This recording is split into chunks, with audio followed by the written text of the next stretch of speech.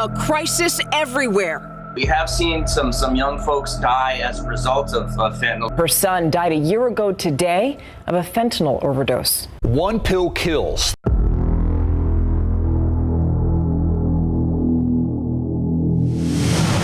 I've never seen anything like this. Researchers say synthetic opioids like fentanyl are the leading cause of death among 18 to 45-year-olds. A survivor shares her story. I feel so grateful to be alive because I shouldn't be. But many aren't so lucky. In South Texas, the families of those people are in unimaginable pain. They're not supposed to die before you. You're supposed to die first. Meanwhile, law enforcement everywhere fight to keep fentanyl from entering the country and reaching our neighborhoods. Trying to find that needle in the haystack. But they need help. They want you to listen to their message and save lives.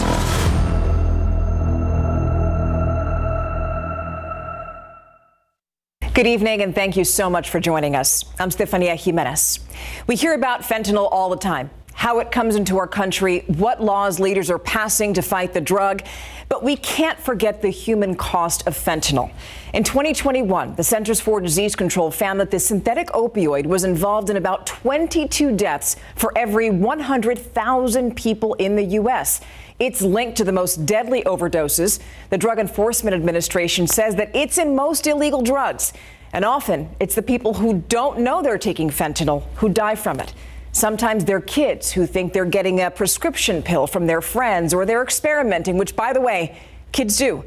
The National Center for Drug Abuse Statistics says that 50% of teens have misused a drug at least once. But with fentanyl, that could be one time too many. And that one mistake leaves victims' families with the painful reality that they'll never see their loved ones again.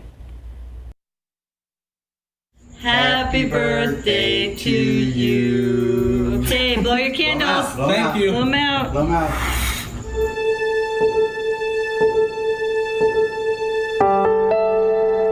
Kyle was a very, very kind young man. He was always looking out for me. He was like my best friend. He loved animals, and he was always helping with my pets and taking care of them for me, and loved dogs. We were living in California. He became an EMT there, and then we moved here. The day that it happened, he was going with me to the vet. I saw him about 3:40 in the afternoon, and he was in his bedroom hanging out. So the next morning when I got up, he was still in bed, and I was getting ready to go somewhere, and I realized it was almost 11 o'clock and he still wasn't up, which was not normal for him. And then I went in there and I called his name and he didn't move, so I went over and I touched him and he was cold. And I screamed to my husband that he was dead.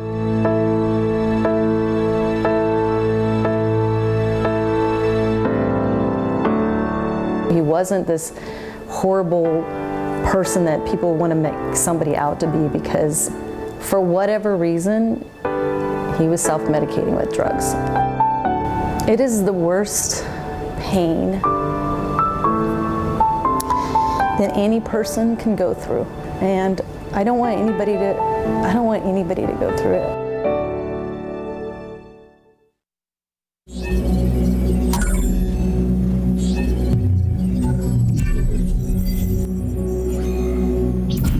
There's no way we can talk about fentanyl in the U.S. without bringing you here. This is the Juarez-Lincoln Bridge, which connects Laredo, Texas to Nuevo Laredo, Mexico. It's one of the many U.S. ports of entry, which basically makes it ground zero for fentanyl trafficking. Fentanyl is what we're seeing across the entire southern border.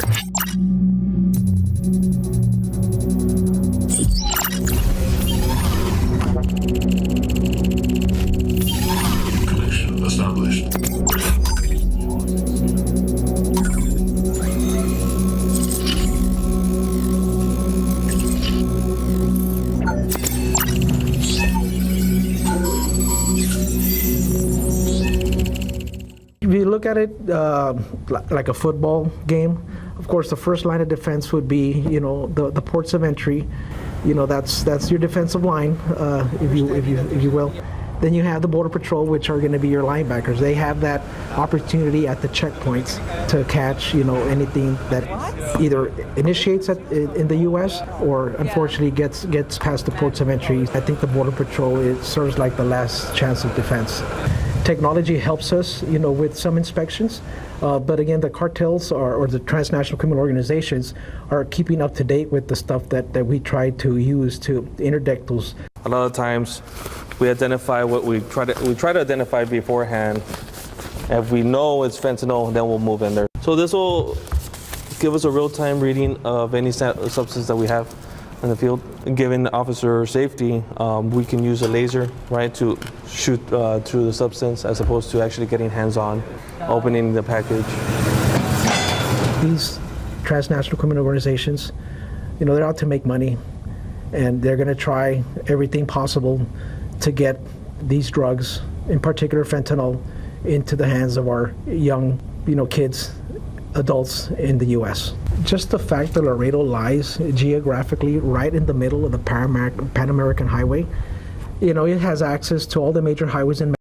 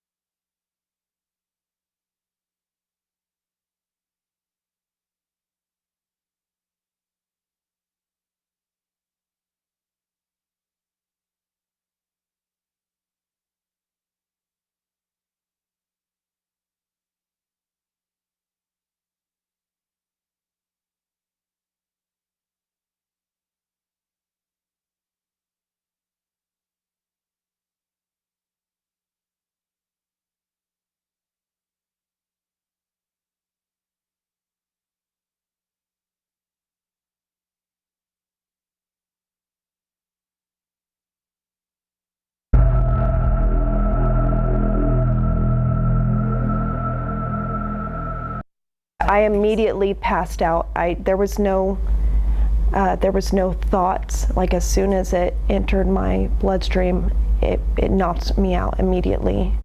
It's no surprise that the fentanyl crisis is also affecting Americans who suffer from substance abuse disorder. Back in 2020, the Substance Abuse and Mental Health Services Administration did a survey and found that 40 million Americans are living with a drug addiction. And here's where fentanyl comes in. It's so potent and cheap to produce that drug dealers are adding it to most illegal drugs like heroin, cocaine, meth, and prescription pills. So people addicted to those drugs are also dying from fentanyl overdoses. But sometimes they're lucky. They survive. In April, I overdosed on fentanyl 3 times, and it was because I did not know it was in the drugs that I was using. And what drugs were you? I was using meth and heroin.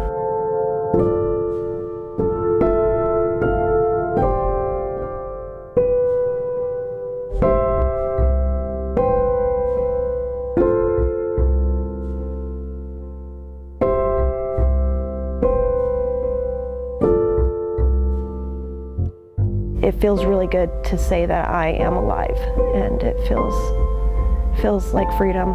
I think it's just important that we keep these addicts alive until they get to a place where they are ready for help.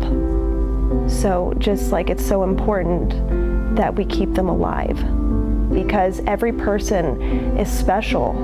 You know, they're loved by someone. So a life lost, even if they're an addict, is a tragedy. If I could have stopped, I would have years ago. I mean, it's absolutely destroyed everything that I've ever loved, and I've come back from that, and I've been able to regain the things that I love. Anywhere you go, you know someone who knows someone who knows someone who's being affected by this addiction.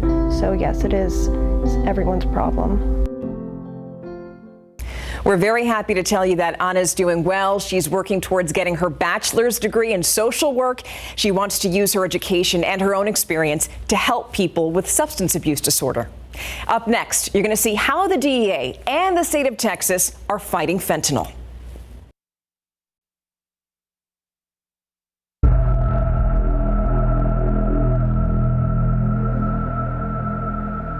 Big relief for the Texas families who've lost loved ones to fentanyl. Many of those families surrounding Governor Greg Abbott today in Austin as he signed 4 bills into law. In June, Texas families who lost loved ones to fentanyl celebrated after Governor Greg Abbott passed laws cracking down on the drug, a problem that's very personal to members of the Drug Enforcement Administration, an agency that stepped up enforcement and started campaigns to stop fentanyl. This problem is unprecedented. I've been with DEA for 18 years, and I have never seen anything like this. I've had 3 friends that have lost children due to fentanyl, and then another friend who lost his nephew, what they believe was fentanyl. So it hits home, right? And I have young children, so I'm trying to do everything I can, not only for my family, but for our community, to prevent that heartache from reaching another family. In 2022, the Houston Field Division, which the San Antonio District Office is a part of, seized approximately, or more than 674,000 fentanyl pills and 230 pounds of fentanyl. So our DEA lab has told us that is enough fentanyl to kill roughly 7 million people. So to put it into perspective for your viewers, that is enough to kill every single man, woman, and child in San Antonio. It seems that even junior high school kids are experimenting, and high school kids are also experimenting, college kids. What do you want parents to know? They need to monitor their children's social media. Anyone who is on social media, has access to the internet, is a potential victim of a poisoning from fentanyl. And you should never, ever take a pill that has not been prescribed for you and dispensed by a licensed practitioner. There is no legitimate prescription pill that can be purchased through social media.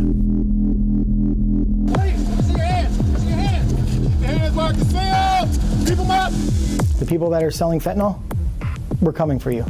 We are coming for you. We're going to do everything we can. If you're selling poison on our street, we're going to do everything we can to make sure that you are put behind bars where you cannot hurt other people. So my son died right after the children in Uvalde, and I was just so brokenhearted for those parents. I saw the moms and dads on the news. I saw them. And then just 2 days later, it was me, you know? And no, he wasn't a little boy, but I think what people don't understand about that when you lose your adult child is you didn't just lose your child, you lost your best friend. Kyle Hinkle was among the more than 2,000 people in Texas who were killed last year from fentanyl poisoning. Fentanyl is the most common drug involved in fatal overdoses across all ages, races, and genders. That's one reason that everyone you heard from tonight says fighting fentanyl is everyone's problem.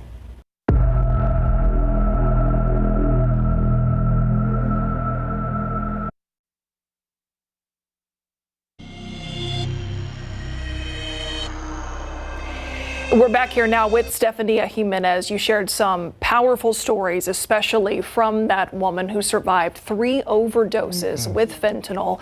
A story there from the DEA talking about how it is so crucial that nobody buy a pill, any substance, from someone online, because you have no idea, especially social media. We're not talking about online pharmacies, but Instagram, Facebook, buying a substance because you have no idea what could be in it. Unfortunately, that's where a lot of the transactions are taking place. When they talk about young children who are buying the drug, that's how they're buying it.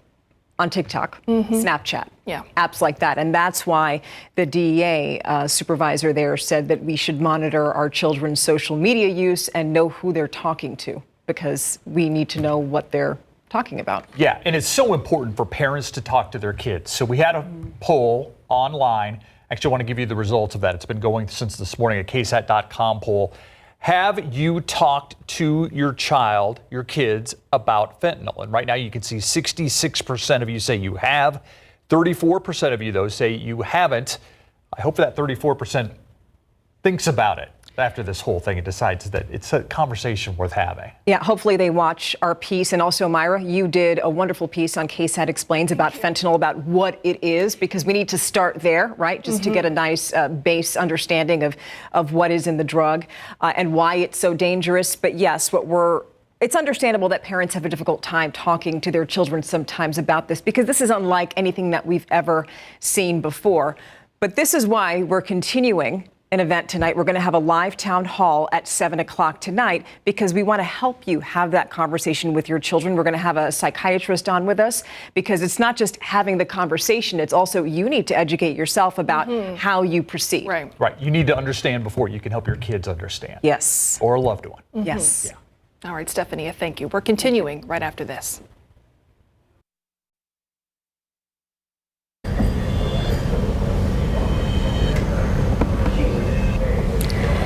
Welcome back. So by now you have a deeper understanding of the fentanyl crisis. We know by now this is deadly stuff. So here's the question. How can we get that message through to our kids so that they don't get poisoned? That's exactly what we're going to discuss in our live town hall tonight. 3 people here tonight joining us on the set with 3 very different perspectives.